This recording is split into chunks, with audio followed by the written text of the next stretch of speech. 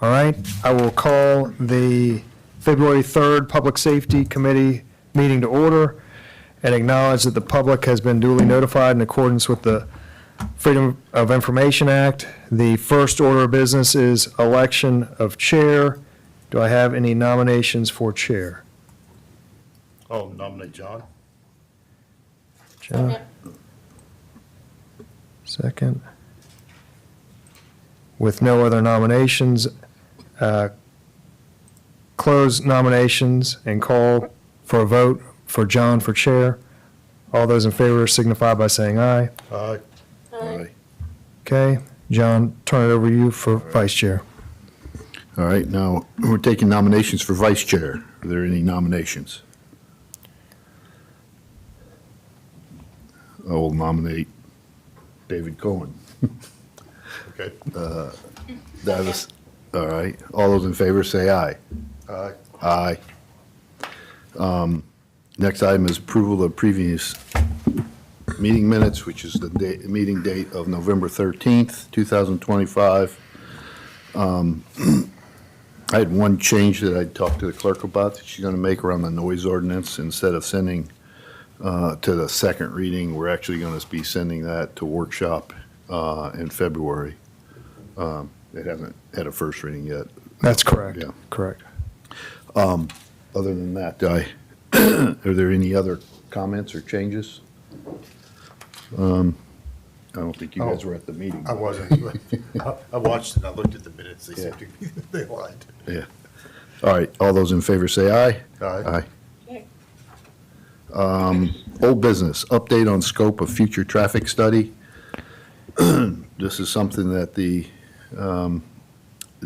last committee had talked about, getting a consultant on retainer, I think. Douglas, you have an update on that? I think? Yeah, we have had a discussion with Jennifer Beal. She was one that was kind of identified as doing a lot of work with the city of Charleston, the town of Mount Pleasant, had worked with us previously to be our representative as we interacted with the DOT. She's provided us with an agreement. It would be an hourly agreement. It would be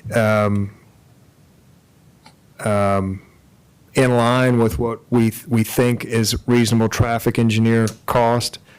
The arrangement she proposed for us would be basically doing authorizations of amounts. The arrangement with the city of Charleston is they authorize up to $10,000 worth of work, then kind of burn through that work on an hourly rate, pay the invoices obviously as they come due, just like any other professional services bill. And then, as we see fit, update those agreements as the need arises.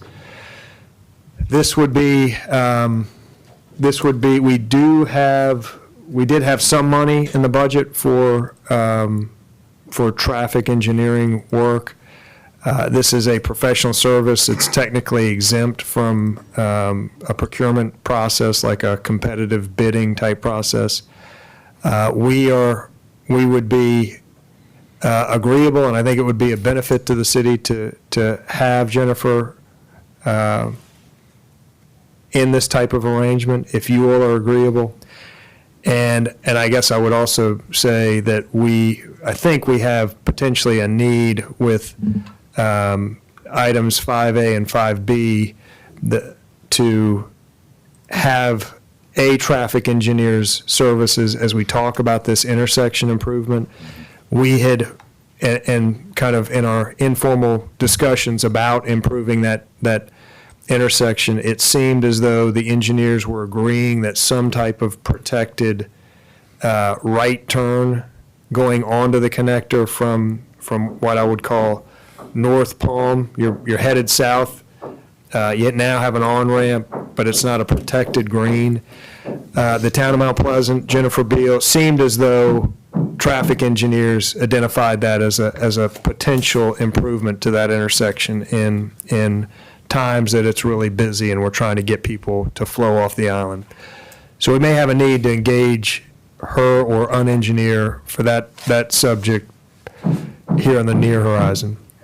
Yeah, yeah, that is definitely something that we talked about that would potentially make a very quick improvement to the traffic, but what was this hourly rate? Do you remember? Sean, do you recall her hourly rate? Yeah, we have it.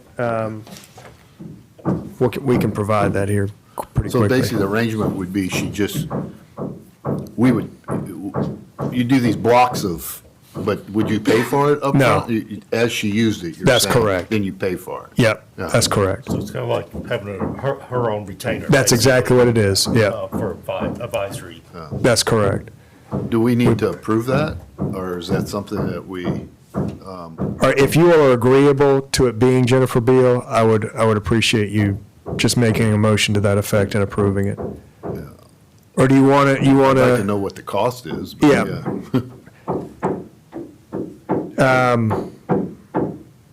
we should be able to get that within the time frame of this meeting. And then we can come back to that? Yeah, come back to it, yeah. All right. Does anybody else have any question, Ashley or Dave? I didn't, I was coming back to that, it's like I wouldn't know what would be reasonable cost for something like this. Well- So, I mean, I've kind of assumed, I've looked into it and her rates Yeah. are based on, what I just like, Yeah. if it sounds unreasonable, Yeah, I guess that's it, yeah, need to know something at least. Okay. it kind of is one of the things that, you kind of know if it sounds going to be reasonable or Yeah. unreasonable. But we should know what it is Yeah. before we approve it. The next item is discussion on AI traffic signal software. This is something that we had talked about, and again, last year, we had the vendor come in and do That's a correct. presentation to us. correct. There's no pricing in that. That's correct. But I don't know if you have an update. You were also going to look at potential, if there's other firms, or if we wanted to put this out to more for for RFQ or RFP, whatever. it Yes, would be. so this is one where we had a discussion with Rhythm Engineering specifically. They are the operation that is doing that town of Mount Pleasant's traffic signaling. They're kind of an obvious potential vendor. We think that the cost of that improvement would be in the vicinity of $75,000 for the software and hardware. There would then be additional cost for getting encroachment permit from the DOT, so some engineering cost, and installation costs. So we are estimating that it would be somewhere kind of nearing $100,000 to do this work. We are thinking that the best path forward would be to do an RFQ, because we've kind of identified Rhythm Engineering, or we could do an RFP, probably the better process. We do know that the DOT uses a different vendor, and there's still a third vendor that we've heard of that does similar type work. So while we've talked to one, we know that there are probably at least three that are in competition. So if you all are agreeable to that process, we would do an RFP initially to get the equipment vendors to give us proposals, hopefully have you all identify which vendor you like the product the best. Then we would procure the equipment, and then we'd have a separate arrangement to handle the installation and the encroachment permit, probably through our traffic engineering consultant. Does that sound, so that's just kind of looking for a head nod, if that seems reasonable in terms of going for RFP as a next step on that? I mean, I think we should, but, and I don't know if David and Ashley know the more details around, but it's using artificial intelligence to be able, there's a concept that they use that is this, any car waiting gets a token after so many. Yeah, I read it through, Yeah, and so it adjusts the light sequencing based on how these tokens are building up with waiting cars. So instead of it being on a fixed kind of a light schedule, it's gonna adjust based on what the traffic patterns are. So but I'd be in favor of going out for an RFP for it. I mean, we've heard from one company, but we don't, that's about all we are. I like Yeah. the concept, but we should get more information on it. Yeah, we'd like to see, some other proposals, and again, what you were saying, we can go back to our consultant when we get one to basically kind of Yeah, the other let's evaluate these. the other part of that puzzle that I think we could benefit from some consultation is should we do, if we're going to do a protected green light Yeah. at that intersection, do we go ahead and get that on the completed shelf before we do the AI? So there could be a sequencing thing there where we don't want to do one before the other. We do the traffic signal modifications first, then do the AI. Yeah, I don't think they're dependent on one another, but you can do one without the other. But Chief, I think you had comments around the protected light too, I think it's just a matter of maybe putting this left turn on instead of a yield on the green, maybe as a fixed arrow or something like that at times. Because what happens is when you're making a left here, it blocks off cars coming from Palm Boulevard. Right. Yes, sir. So that's an easy fix, I think, to do, and isn't dependent on any kind of AI or other. Shouldn't be. I think it could impact the AI a little Yeah. bit, but I do agree that you don't have to have one without the other. But it might be something, that would be something I would lean on Jennifer Beal for. Right. To determine if we necessarily needed to wait to get the protective light or not. I see a value in the protective light for sure, so. Yeah. Okay, when you say protected light, make sure I was following, that would be the left turn coming from this direction would actually go to a red Yeah. while the other side's green. So even if there's nobody coming across, the intersection's still for all the people turning right. David, you were referencing traffic though coming from Wild Dunes? No, coming Towards- from this end, going that way would not, the left turn light would turn red when the opposing lane is green. What I was thinking they were saying is, as you're coming from Wild Dunes towards the connector, that ramp that currently has a yield, Yeah, there is a time there where they're zippering in, and that zippering is causing, the people are stopping that it would be a protected green, where if you're coming past the Harris Teeter, you would never get below 25 miles an hour, whatever I think safe. we're saying the You're same saying, thing. you are. You're both saying the same thing. From a different The perspective. reason Yes, they're sir. zippering is because this left turn here is turning left, because there's no one coming through on Palm Boulevard, so they're Right. turning left and they're creating the zipper effect. So it would just be a red light. Right, that's correct. And stop them. Yes, sir. Yeah. But I think that's something we should, let's approve, get the details around Jennifer's and approve that and then give her that. But we think kind of- that change would be something you could do. It's just a programming of the box sequence. Potentially, and could be built in with the AI, but I think the AI could adapt to it. That's the benefit of this type of, Yeah, Yep. in that because it would change the way things work, obviously, and the way that the system is reading cars that are stacking up, so. Yep. All right, so do you need anything from us on the AI?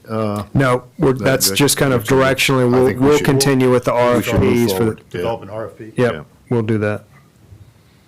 All right, update on painting the crosswalks at 43rd and 46th Avenue. I think we were waiting on something from SCDOT on whether they're going to paint the bricks before or after. or So whatever. I think that DOT has done what they're going to do on both now, correct? They did one, and then there was a pause. They've now done both. There is a follow-up project that the city would do of stamping and coloring those crosswalks. That's something, though, that we would do. So that's on, I think Robert is getting pricing on doing that now. So the decorative aspect is now in our camp, and we'll be making those improvements. And I don't think there's anything more for the committee to do on that. That'll just be done. It's a relatively low-cost item. I think it's within our budgets already. I think it's maybe a couple $1,000s per sidewalk, per crossing. So I don't think there's anything else for the committee to do on this subject, unless you all have something you'd like No. to see. Just keep it on here as an update until it's complete. Okay, will do. This next item is discussion of the public safety-related matrix recommendations. There's nothing in here on the packet on that. Do No. you have anything to cover on it? I think the chiefs were working on that, and I'm not sure if you all have any reports for it. I know we were compiling that information with Sean. A lot of these things are already things that we've accomplished. Yeah. And so he was putting together a master list that we could share with that. Maybe if we move this one to next month, we would have that Yeah, that's finalized. fine. I think what we said is there's a lot of things on there that you just. That we you can't got- do.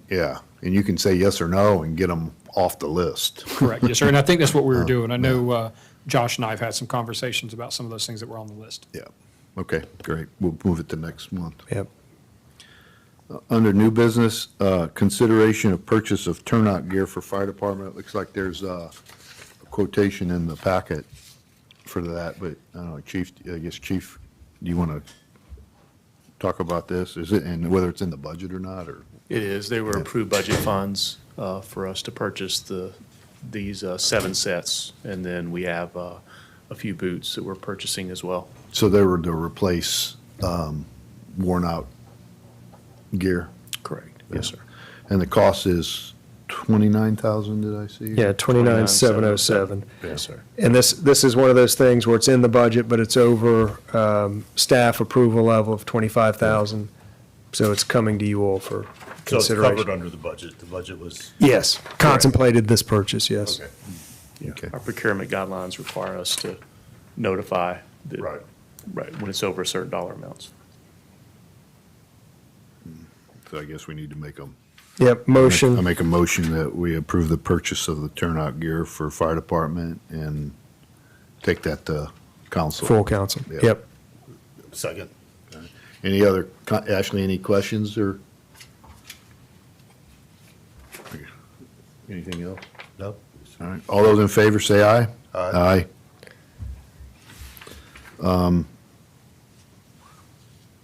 Next item is discussion status of update of the IOP connector redesign. Is this So, the restriping, or taking it 2 lanes off and 1 lane on? yeah, so and I cannot recall now the genesis of this agenda item, other than to say we received comments back that this was never really finalized and never kind of officially handled or dealt with business. I think from the staff standpoint, we felt like we were at an impasse, so that there wasn't a need to revisit or continue to discuss with it. But that's just for your discussion on whether there's any next steps that you all would like to see. I think, again, from our perspective, the DOT, we went through a process with the DOT. The city kind of identified our preferred path forward or preferred design. That design was met with some resistance on the Mount Pleasant side. And I think that resistance was based on the improvements they had already made prior. So I believe that the DOT said, we're happy enough with it as it is. If there's any differences of opinions between the two communities, we're just going to leave it. I think you're right. I mean, just to recap, council, well, we went to the community with those 5 different proposals, and the community came back and said they preferred the option that was 2 lanes off and 1 lane onto the island. Then council voted and approved that as the recommendation to go forward with DOT. DOT, I think, even came forward and said that's their preferred options out of the 5 options. And then it hit this wall. And my understanding is that the concern from Mount Pleasant, although I don't know if we've really had any direct, detailed conversations on it with them directly, but that their concern is that what it would do to the intersection of Rifle Range when you have 2 lanes coming off and even, I guess, beyond to 17. And, obviously that whole corridor would have to be kind of work, not with additional lanes, but, lights and different sequencing and different different improvements, I think, to accommodate it. And the other concern, I believe, was the bike lanes over there. But none of that, are things that I think that cannot, we can resolve those things. But I think the first thing we should do is, my opinion is, we should have a conversation with Mount Pleasant and say, here's where we've done, and here's where it hit the brick wall. How do we move this forward? What are your concerns, and how do we move this forward? And I would suggest we have some kind of a joint meeting with whoever whether it's their transportation group or whether it's a committee of council, where this committee meets with that committee of council to try to get through whatever the hurdles and the barriers are. So basically, what we're kind of saying is, city staff is kind of stalled with it, what's within their power to do. So this does need to probably come back to council to basically try to move forward with it. So, would you all be agreeable, so kind of hearing that position, think it makes a lot of sense.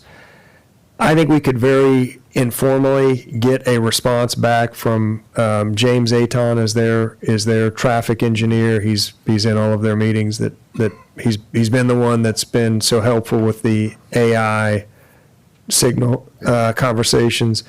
I think he could thoroughly let us know what the issues are, that from their perspective that he's seen. And I do recall Jan was going to their transportation committee of council, Yeah. talking through that. I wasn't there, I don't know, but I know James was. So we could just get his opinion about where the roadblocks are, kind of discuss those and come up with next steps. Or we could, I think that would be a prudent kind of first step, if you are agreeable to just get that information, but we could open to other suggestions if you want to do something else first. No, I just think we need to get the conversation going Yeah. again with them. Okay. And yeah, it would be nice to know what the pushback is from before we. Yeah, I think he can tell us that. I think he can tell us I think it was a conflict with their kind of existing arrangements and/or new coming plans. So if you're agreeable, Yeah. I'll reach out to him, get kind of a description of the roadblocks, and we'll discuss those here and talk about next steps. Ashley, Yeah. Yeah. Yeah, I think definitely need to get that conversation started and figure out how we can move forward. I mean, this has been going on forever, I feel like, Yeah. with like no real progress or clarity about, what the holdup is or what the roadblock is, like you said. So let's start that conversation and hopefully find out something. So you don't need anything from us? You're No, just gonna take we'll just do that, yep. Report back at Yep. the next meeting. Next item is the review of the 10-year capital plan for police and fire. I think it's in the packet, Yes, a sir. copy of it. A copy of it is in the packet, and I do have some extra hard copies if anyone needs one. So we met with all the department heads, and in doing so, we, of course, have added some new items, and we have made some changes and deferred some items from 2026 into future years. We can see what was budgeted in 2026, what is being requested in 2027, some of those major changes, and each department can kind of tell us their justification behind these. There's 2 additional patrol cars for the police department. They are looking to get 2 new officers, and we wanted to present that to the committee to get your thoughts on it before, of course, requesting it any farther. But Chief Cornett can explain the need for This is that. 2 additional headcount, you know, or, 2 Yes, sir. added officers. Adding 2 Okay. additional police officers to it, mostly dealing with the level of calls we're getting now. DUIs, domestic violence calls, take multiple officers at each one of those. The call volume has stayed pretty steady for us. And then the other part is that when we're working with the staffing for the summer, we're overworking our folks because we've got mandated training that we have to accomplish every year. And these people, our officers are having difficult times taking time off and getting that time where they need to refresh and spend with their families. And then when they do take time off, we're having to bring in additional people that are then working extra hours. So this would help with quality of life for our officers, help them be able to take their leave and give us maximum coverage so that when our officers have calls come up, we've got the proper and adequate number of people to respond to those and still have available if another call were to come out. Right now, the way we're running it is when we have a DUI, you have 2 officers there. If you have one at the jail, you've lost them for over an hour. You've got 2 tied up at a DUI. If another call comes out, they either have to leave a DUI on the side of the road to go to that call, or we have to let that call wait. And so this would give us the personnel so that we could properly respond to that, and then the added benefit of helping their quality of life by giving them time to rest and take time off so that they're not overworked. Officers, when they're overworked, you work too many hours or too many days, it impacts your ability to think and make quick decisions, which, as we all know in here, can be life or death for anybody that we're working with or working to keep safe. Chief, why don't you just cover how you staff for everybody? So you you have 1 sergeant and then 2 patrol officers per shift, right? And then Correct. how do you kind of? Yes, sir. So we just get a basis of how you're currently staffed the shifts. Absolutely. So you have a sergeant, and you have 2 patrol officers, and then we have a split shift officer that comes in. We try to use those to cover the maximum time when we're busy. And that's something when we're fully staffed, we have that ability, and what we use that for is our K-9 officer and our traffic officer. That gives us the ability to address the traffic when they're not on calls, and the ability to have the K-9 present. So then you have a total of 4 during those busy hours. Also, during the off or during the busy season, we mandate everybody who's not assigned to patrol, including myself, the deputy chief, the lieutenant, all of our detectives, they have to cover weekend shifts. Everybody has to work their normal work and then pick up a weekend shift so that we've got extra personnel due to the increase in the visitors that we have during that time of year. We have 3 detectives. All of those detectives work every crime that comes in. It's not like big cities where you have some that are assigned to forgery and fraud, some are burglary, some at violent crimes. Our officers work anything and everything that comes into them, whether it's a sexual assault or a fraud case that's come over the internet. And then we have our CALIA manager, which is really a full-time position, but she also does our victims advocate. She also does our emergency management. And then we have a sergeant that oversees her, the traffic unit, and the K-9 officer, and she helps cover shifts as well. And she serves as our training officer to make sure that we're able to track all the hours that our personnel are getting so that they stay certified as police officers. So these 2 extra officers, the 2 additional that you're proposing, would go on to work these shifts during the busy time? Correct, yes, So sir. you We would have- use them so that we have 2 that can work the split shifts when we add the K-9 and the traffic. Yeah. It just adds that extra person, and what gives us the ability at that point to adjust them as we know we're busy. So during the school year, we would use them during early morning bus stops and things like that, and the times where we know we have the traffic issues. During the summer, we know our issues start midday and work into the evening, depending on whether there's events or concerts taking place down on Front Beach. We could then adjust their schedule so that they can cover down there to give us maximum coverage. Well, this is, this is a capital plan we're looking at. That would be more on the operating, to approve it on the operating side, which we're going to do next month, right? That is correct. yeah. However, this capital So- plan includes 2 new vehicles for Right, those. so two. I would suggest we leave the 2 new vehicles in there at this point, and we talk more about this when we, I'm glad we got introduced to it, the Yes, sir. concept. Yeah, we, Me too. it obviously is having a ripple effect through Yeah. the budget, so we just wanted to get you guys kind of up to speed on what the thoughts were and introduce the issue at this point. And these are 2 in addition to the 2 SUVs and the 1 truck that we would typically be replacing in the budget year, that we do every year. Yeah. Yeah, Dave. I would say, so when I looked at it, you play, you had 26 vehicles that you rotate replacement of. So now this is going to bring it up to 28. Correct, yes, sir. Correct? So that would be another correction.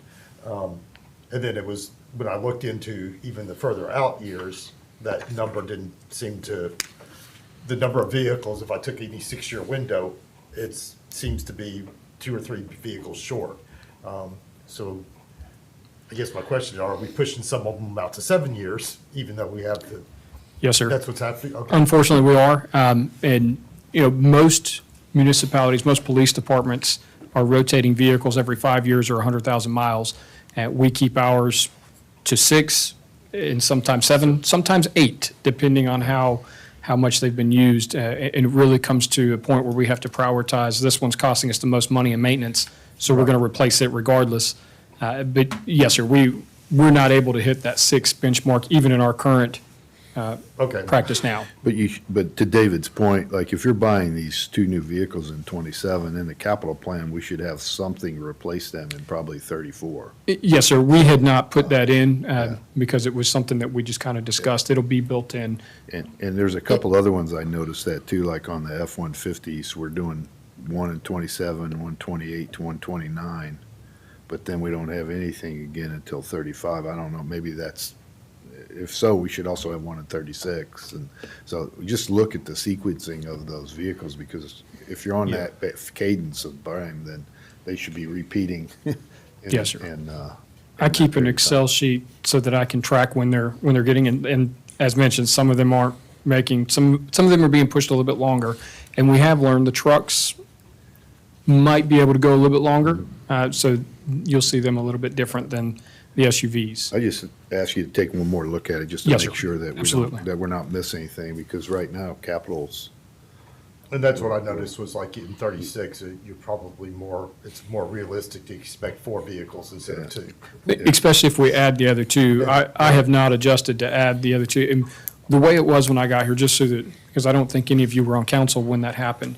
When I first got here, we would have 1 year where we'd buy 2 vehicles, and then the next year we'd buy 5. And that 5 can be sticker shock. So what I wanted to do was get us into a rotation of buying a specific number every year so that it avoided that sticker shock.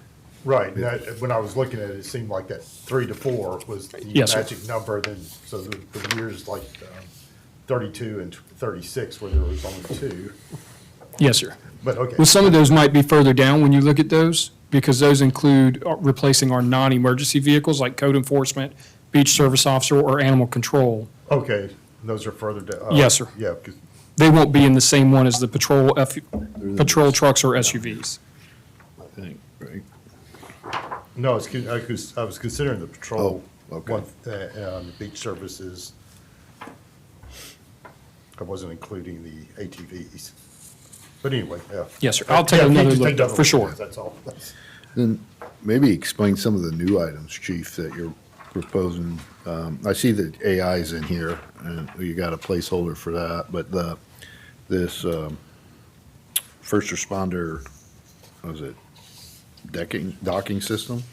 Yes, sir. If you don't mind, could I go just kind of work my way Yeah, down? Is that okay sure. with you, Doug? I don't, yeah. So I'll start at the police and court records management system. You can see that's in here for $70,000. Yeah. Unfortunately, what has happened is our current records management system was bought out by another company. Originally, we were told that this was going to still be available to us and that they were offering an online version. They then changed their mind, and the other one's going to be end of support. So SLED and CJIS compliance says that we have to switch or have a plan to switch our records management system. So we have talked to several different vendors and got their price points, and we've kind of looked at those in here, and that's how we came up with this one. This cost would include a records management system that gives us police, court, and a system for our records manager to share FOIA requests and responses to those types of discoveries and things like that. That's where that one came in. We have to make that change. This is not the cheapest. The cheapest one was the company that bought out our current, but given the state of the way that went, it didn't seem like they were playing fair. So we put it in the middle, basically, is where So we the put it. cost is 70,000 For the first year. For the first year, and then to about Yes, sir. $22,000 a year. Yes, sir, and we've actually had a discussion since then. I think we've been able to get those prices decreased a little bit as well. So I will communicate with Deborah about that. It's, if Isle of Palms and Sullivan's Island both go to this same system, those prices will drop for us. And that's a discussion that we've both had with the same vendor. Is there any state help with that? No, sir, that'd be nice. I wish. And I will say the other caveat to this is we are required to have, by state, we're required to have an early warning system in place. That would be something that it doesn't look like any of these vendors have an early warning system. So we would have to look at how we create an early warning system to track when somebody might pop up. And that's, an early warning system is based off of use of force, vehicle pursuits, days you call out sick, disciplinary actions. And it, basically, if you reach a certain period or a certain number, you pop up on that early warning, and we have to look at that and say, what are we doing? And it's mandated by the state that we have that. Okay. The next thing you'll see is the public safety drone as a first responder software for $37,000. I will say the caveat to this is if you approve the one underneath this, you won't need this one. This software is the software that we used when the fire took place on New Year's Eve. Our drone is in the air, and I was able to watch the entire drone footage from my house on my phone. That's what that gives us that capability to do, so that we get live footage and we can share it with anybody who was on scene. The battalion chief could have grabbed it and had an aerial view of what was taking place with the fire so that he could better position personnel as needed. And then same thing when you saw, I'm sure everybody saw the video of the dog that was rescued from the marsh. This is the software that gave us the ability to record that and show that live so that the rescue team could get to the truck or to the dog. The one underneath that is a full capable system, which we do have different pricing for if we extend it to a 5-year, I just have that right here, we just got it from Axon. It would reduce it to, would save us $21,000 a year if we went to them, and it's basically $80,754 a year for 5 years if we went through this program. In the long run, you pay $403 as opposed to the $381, but it also lowers that price. And what this is this is a drone that sits in a box on the top of the public safety building, and it charges while it's in that box. When a call comes out, a pilot from our communications desk can use a keyboard to fly this thing. The box opens, the drone can then fly out and go directly to the call. They don't have to have a spotter. It has special FAA approval for us to be able to do this and fly it straight to the call. The benefit of this is it is something we can use for every department, not just ours. When fire has a fire call, we can deploy this drone. Most often where this would be useful is somebody, we get a lot of calls during the summer of somebody drowning, and they're really just somebody who's taking a break from paddleboarding. And so if we can fly the drone out and says, hey, give us a thumbs up if you're okay, we can then stop all these resources that are moving at an emergency rate because we've now been able to clear it. Additionally, if somebody from the building department or anywhere else in the city needs a video of, say, dredging or the way the beach looks, we can deploy it from the desk, get that video and share it directly with that department. So I don't view this as something specific just for the police side. We'll house it, we'll maintain it, but it would be something beneficial for the entire city. So if I heard you right, there's an alternative to the 375, and it's the 80. Basically, 81,000 a year. Yes, sir. 81,000 a year for 5 years? Correct, yes, sir. It would be And then from what? 26 to 2030, and then you would start over again. You'd continue, have to do Correct. it again? Yes, sir. So basically, it's 81,000 a year. A year, for- yes, sir. And Deborah, is that capital, I guess? Is that, because it's software? or- Yes, yeah, sir. Yeah. Okay. And that would, going that route, we would not do the one above it. Correct, yes, sir. Yeah. You could remove that 37,000. The 37,000 would be something that we would want if we didn't do Regardless. that. Yeah, But if you do that, then. Then it's built into it's that only cost. An additional 40 or so. Correct, and it's already in that cost. And the other benefit is, moving to this one gives a whole separate drone, so it actually increases our drone capabilities where we would have an additional drone. We would still have the one that we have because it won't function in the box, but that would give us the ability to have multiple drones available to the city at one time. and how else can you use a drone in police work, or is that Ashley? Did Ashley? Ashley, have a question? I was just gonna say, how many, people know how to operate the drone? Right now, we have one 107 pilot. So a 107 pilot is certified to fly anywhere. We also have a COA, which gives anybody trained in the department the ability to fly on the island. They just can't leave the island. I think right now we have 3 people trained. We've been holding off until we see the next program where it's going to train our next personnel, because the training would be slightly different if we're using this first responder drone program from the desk. Then we would train all of our communication specialists and then other personnel that have that ability to fly it, like I said, from the desk. Even our current pilot could be at his house and deploy the drone and fly it from there if he needed to. So right now, we've got about 3. We would obviously have a lot more once we know where the program's going. Gotcha. I was just gonna ask you, how else would you use it in police work? The benefit for us would be, I just came back from a spring break summit where we met with police departments from beach communities in Florida, Georgia, Virginia, and we all talked about spring break. And all of them talked about the importance of their drones being able to give a bird's eye view to see where your clusters were gathering. That is a critical point for us. The other point too is we get a lot of 911 hang-up calls. It is probably one of the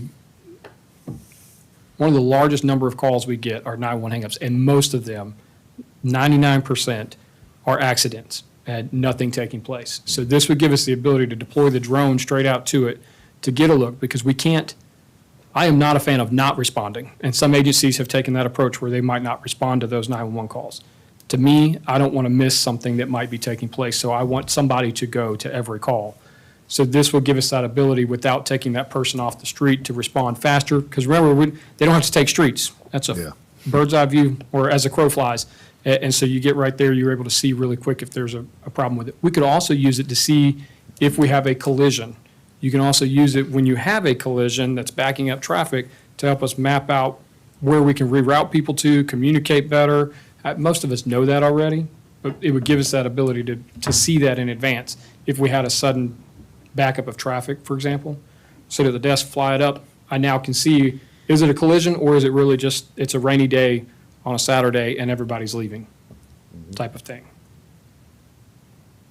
A lot of departments now are using drones. They have created some now that fly with the car to the calls, and they will take off straight over them, and they'll follow them overhead, and it's giving other people the view of what's happening in real life time, which this would not be that, but Yeah. they have gotten really creative with how we're using drones for police work. We don't, what do we need to do here to decide which one we want to keep in and take out at this point, or we need to? Yes, sir. And the reason that you can't use the $81,000 a month allows, you said, the fire department to also use it.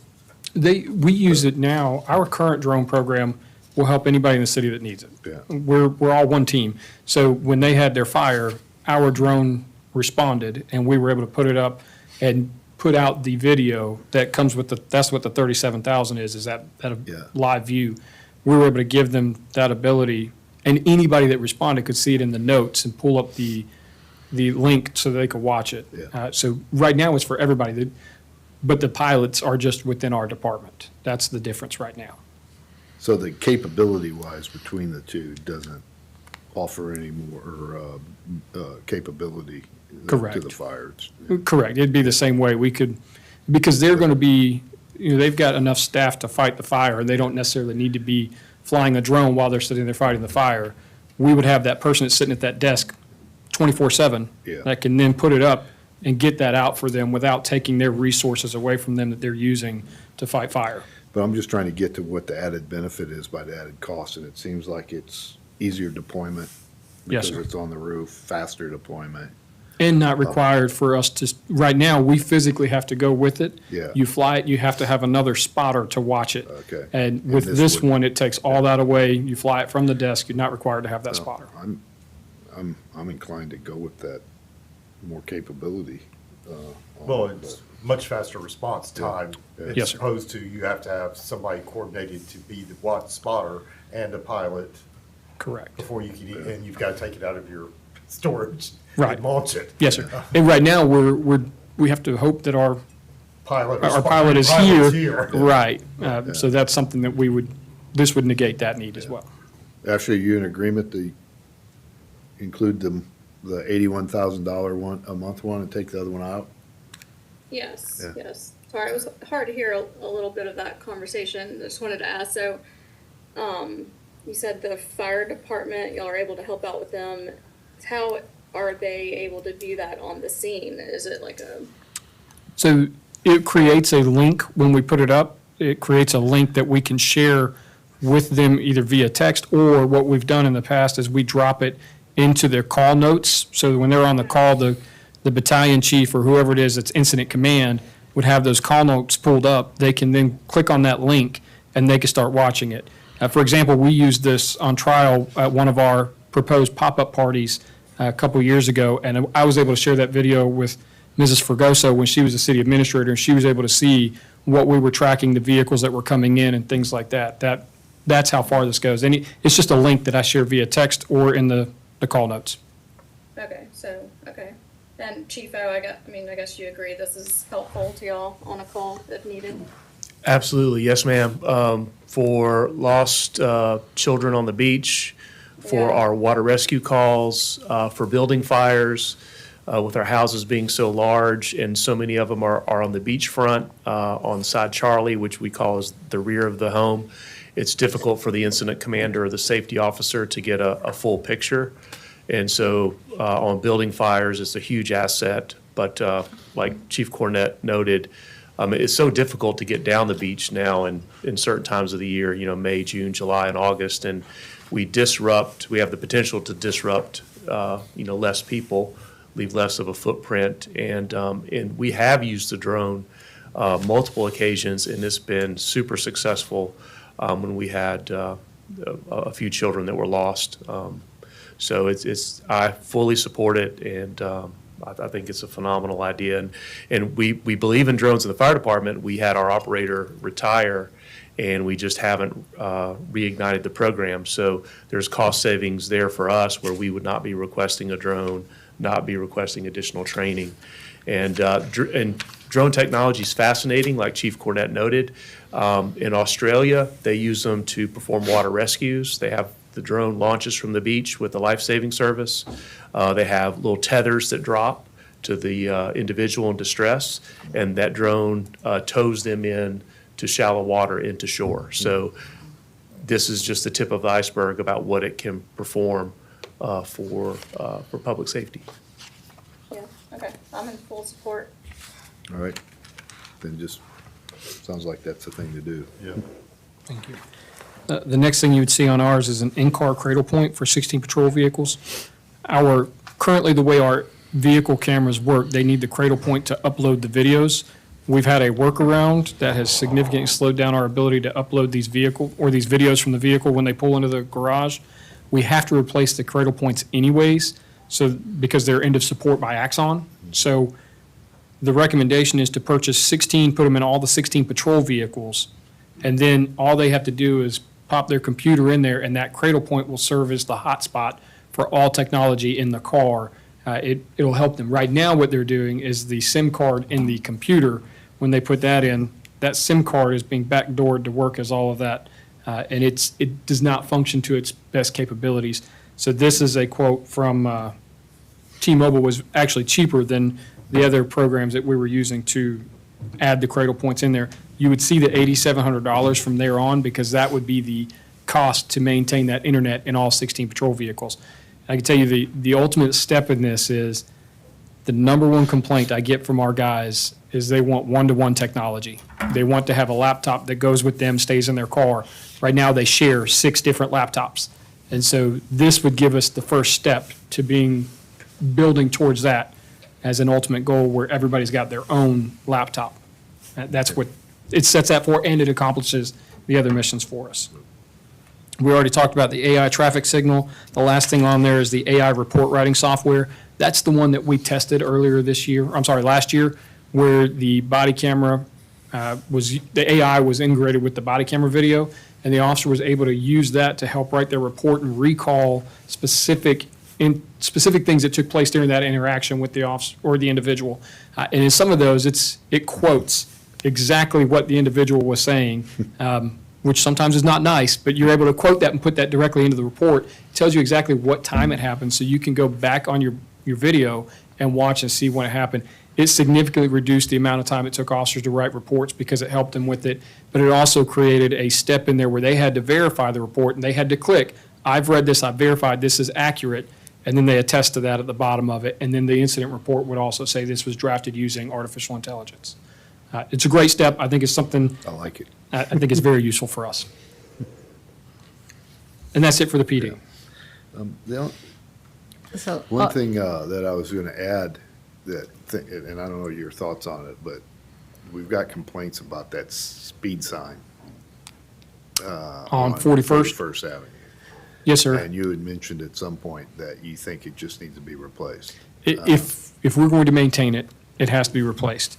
The thing to remember is we put those in each monthly stats, and you can see that the numbers of speeding have greatly reduced Right. based on the four-way stop there. Yeah. And so that's just something for council to keep in mind. We did send a quote over. I think it was roughly $9,000? $8,000 to $9,000 to replace that radar sign. They do, in this environment, they're not going to last as long as they would in other places, but it's about $8,000 or $9,000 to replace it. I just question if it is, because of the four-way stop now being there, I don't see this as something that is a critical place to have one Okay. of these devices. And this would be us, not DOT, right? This is- Correct, yes, sir, this is all city. Yeah, okay. You were going to say something, or? I was going to ask you about, there's a couple of things, again, being new to this, that were taken out, lined out, so I didn't know if you could kind of give me a little bit, and I don't know if you know. So starting off, it's low-speed vehicles and the 2022 Polaris. Yes, sir. We purchased two Polaris when we had the parking or we were doing the parking. Okay. We purchased those because they were specific vehicles that needed the parking LPR. And they're actually horrible vehicles. They don't work well out here. And we've given those to the parking company, and we Right. don't ever want them back. That's what I thought, I just want to make sure. I can delete the I think that lines. explains all the ones that were actually, Yes, sir. The other one was the two license plate readers, which Right. I think originally, it's not on here, but that was over $100,000. yeah, that was We don't need those any longer either. de-escalation, use of force simulation. Yes, sir. That device is here, and what we have decided is, well, we'd love to get another one. Understand we're asking for a lot. And we can actually use the municipal association to get a de-escalation device. But the other thing that we're putting in our operating budget are the ability to put some cardboard walls up that we can move around and create our own force-on-force scenario where we use kind of like paintball guns. So we will have the ability that will far exceed what the simulator will give us by using an operating budget and at a reduced cost. Okay, And I will delete some of the lines that doesn't make sense anymore, but some of them are placeholders that just out farther years than this shows. okay. Okay. So we'll move on down to and with that, we also, if you try to compare this year to last year, we have increased the future years, just trying to be realistic about where the numbers are going to land since things are increasing so quickly now. So if you look at future years, those numbers have substantially increased. We'll move on to the fire department. Their first big item is the fire truck that is in production at 2.5, and we're, of course, last year, council proposed new debt for that. So I'll let Chief Oliveris go ahead and take the reins on this. Okay. We signed the contract for that in September of 2024, and so we expect delivery in October of this year, of '26. So, no changes to that. Is there, what if for some reason that was delayed a year? As far as The I accepting mean- delivery or, Yeah, I'm just asking the status of the current truck. Would it be, I mean, how critical is it that you have that this year as opposed to potentially pushing it off a year or 2 years? so good question. So we signed the contract in September of 2024. Right. And at that point, we began our specification process. And so we built that truck to our specs here. So I know we're under contract with the manufacturer. Yeah, take that out of your consideration. Yeah, if you, on the contract. I think the question is, if there was an issue with any company, and obviously this would be a question for legal counsel to deal with Sure. agreements that we have in place and things that are, if you could address the question of, if something happened and you had to use your existing equipment for 2 years, would it survive? Would it serve the purpose? How would that unfold for you all, in your opinion? Okay, operationally, for us, it would definitely be challenging because the truck that it's replacing is a 2003 truck. So that truck, we have a difficult time with maintenance. We have a difficult time with getting parts for that. We've had to have some parts machined specifically for it because they just don't make them anymore. So for us operationally, it would be difficult. I'm sure we could do it, but it would be, if a truck goes out of service, it would potentially, we would not have, a ladder truck available, or we would move to the engine. The engine is scheduled to be replaced next year, or actually begin the process now of speccing it out, but in FY '28, and that's for $1.5 million. That's the 2009. So both of those trucks are, fairly old. It takes about 24 months, best case scenario, to get an apparatus. So potentially there is an opportunity with the engine to where we could potentially push that to FY '29.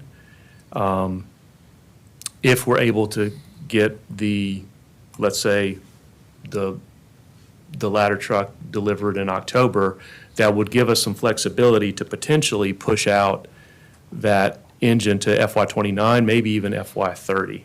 So that there's an opportunity there. But to answer your question, and as Douglas, clarified, it would be difficult. We could do it. The challenge would be, because we spec that truck, I don't think they would hold that truck, the manufacturer. I'm assuming they wouldn't want to sit on it for 12 or 18 months. They would probably sell it. And at that point, we would go and spec out a new truck, get a new contract, and then wait an additional 2 years from that year. So it'd be, 36 months. And I don't know what pricing is now. I'm assuming pricing has increased from, August or September of 2024. So All right, does that help? yeah, I think I got the answer. Yeah. It's not, it'd be a challenge. It'd be a challenge. I mean, Do it we- if you had to, but it'd be a challenge. Absolutely, So, absolutely. all right. And just while we're on trucks though, I noticed that we have, it looks like a 12-year cycle in here for these trucks in the out years, is that right? That's correct. But our current trucks have gone a lot longer than that. Where's the 12 years come from? So industry standard is 10 years through NFPA. However, NFPA has it in as an appendix or an addendum or an annex at the end of their standard. but it's based upon NFPA. It's also based upon our time that we have in service when we start to see maintenance where we're kind of throwing good money after bad. I mean, it just doesn't really work to continue to try to repair at a high frequency and high rate of cost. And that break point seems to be about that 10 to 12-year window. Our environment's difficult too, with all the salt, and I know Chief, sees that as well, with his apparatus, like our HVAC, at the PSB. When you speak to the contractors, they're just like, yeah, typically this would last, X amount of years longer in the upstate, but because of where you are, it just doesn't last as long. So that's something that we battle as well. But it's based upon NFPA and the industry standard, and then what we have experienced here. And it's standard with other fire departments. Some fire departments are even shorter. They're 10 years or shorter time frame. All right. To that point, three things of note I wanted to bring to your attention. This year, we have the ability to purchase a jet ski for $18,000 and a mule for $26,000. We are pushing those to next year, to FY '27, and we're going to evaluate those purchases in November of this year. We're finding that the John Deere mules that we have purchased have been very resilient. We've instituted different maintenance procedures with them, with our salt away, and we're finding that we're able to push those. We had them on a 3-year cycle, that we're able to push those on a potentially a 5-year cycle. The jet ski, we've also found that we've changed some of our maintenance procedures on that with winterization and then how we break those in. And we found that those are lasting a little bit longer. So we're able to push that another budget year. We have in the budget, and I just brought this to Deborah just a few minutes ago before our meeting, but we have budget with failure for $12,000, a port account fit testing machine. That's for our self-contained breathing apparatus. We test that annually by standard, and we have that budgeted for $12,000. We haven't replaced that thing in about 18 years. It's like old Model T. It's running like a top. But when we got our new quote to replace it, when we do go to replace it, it's going to be about $36,000. We don't have that in the budget to be replaced right now unless it's with failure. But we do have it in the budget in 2029 as kind of a hard stop, that at that point we need to go ahead and before it totally fails on us, to go ahead and purchase a new one. But we've done really well with that piece of equipment. So it's currently showing on your sheet at 30,000. We're going to increase that to 36. What, why wouldn't you put it in this year's budget, and if it doesn't fail, then you push it to next year, and if it doesn't fail next year, then you push it to the next year? But if it fails, it's in the budget. So, good point. We could definitely do that. So it's listed on the line item only with failure, and then it's a hard stop in 2029, letting, council know that we have to purchase it at that point, but right now it's with But failure. my only point is that if it fails, it's really not in the bumpers this year. So if it's on a failure, one school of thought is to budget it if there's Sure. a potential for it to fail And this if you- year. Yeah, and then it's in the budget, Yeah. and much easier to push it out than to come back asking to fund something that was not a budget line. Sure, that's a great idea. I would highly support that. Get it And you in can there, and mark then it we'll just still keep with pushing. only with failure. We'd only spend it if it fails, but at least it'd be. And then when it comes to 30, we take the failure out and we're gonna replace it then. That sounds good. That's a great idea. Thank you. Deborah, you got that? Yes, sir, I changed it. Those are the highlights for us. You'll notice also we had in here on our budget sheet, we consolidated, we had 2 line items that were similar for the mules, and we were able to just consolidate that into one line item. And so you'll notice that in there as well. I see a 2014 there. truck on there. Is that thing still So chugging along?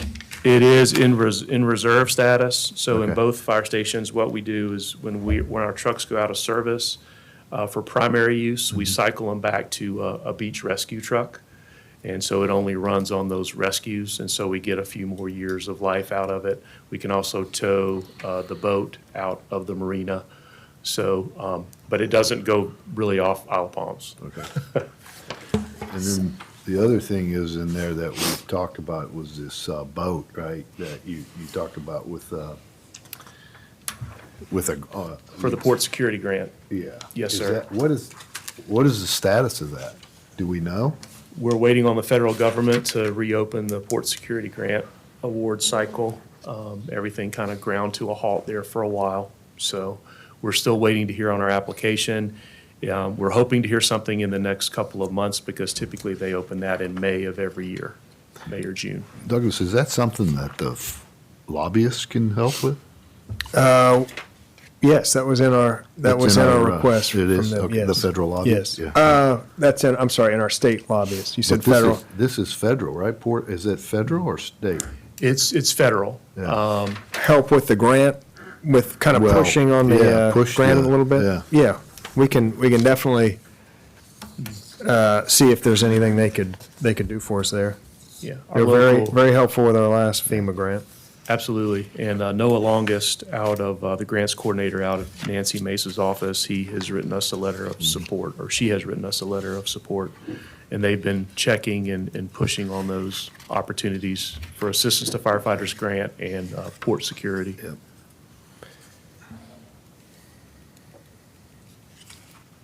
All right. Any other comments? Dave? I was still trying to figure out through the whole CDU thing. But I'm sorry, Which what's the thing, David? question? I was going back when you were, the CDU Oh, replacements. I kind of had a question, but I think you answered it, but I wasn't really, then I started looking at it again. So I was kind of, I'm listening to you go past it. Sure. My mind was back on it, but, and I'm not sure I had a question. I think you covered it. But yeah, I was looking back to my notes and I was like, that was one of the things that I had noticed was, what was it, the 2021 CDU? Correct.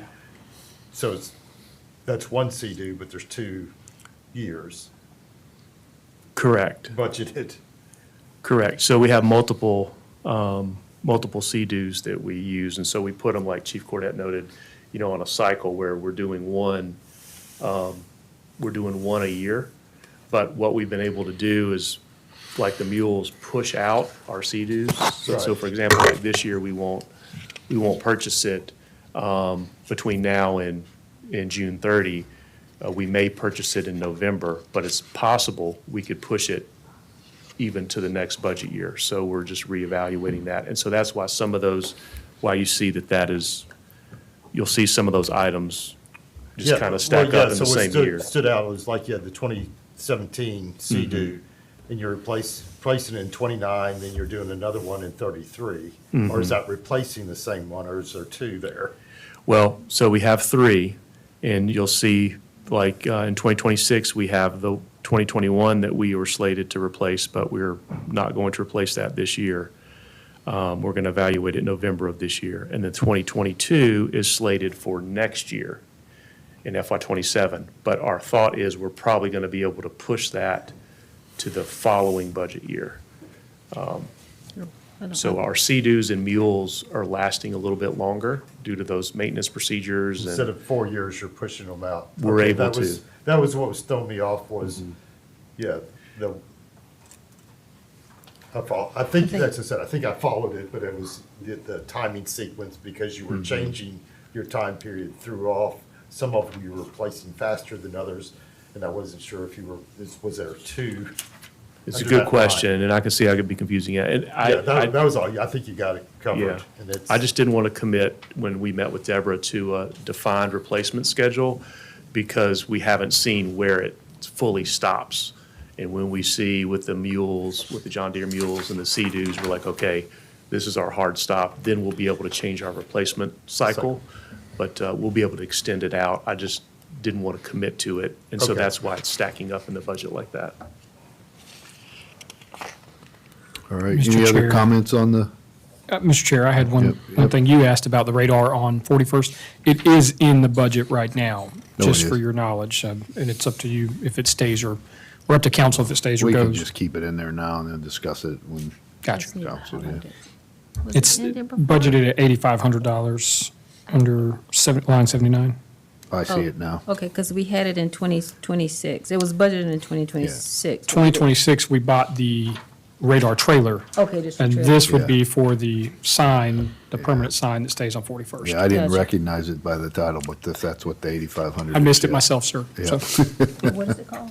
it would be the digital Speed radar sign. sign. Solar, yeah, Okay, radar. maybe I need to put it on a different line then. I would, because that's specific to a fixed location. Okay, so radar sign.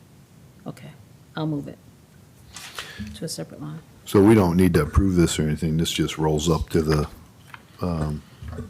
bigger capital That's correct. budget, and we'll review it at council and Yes, vote sir. on it council, yeah. That's correct.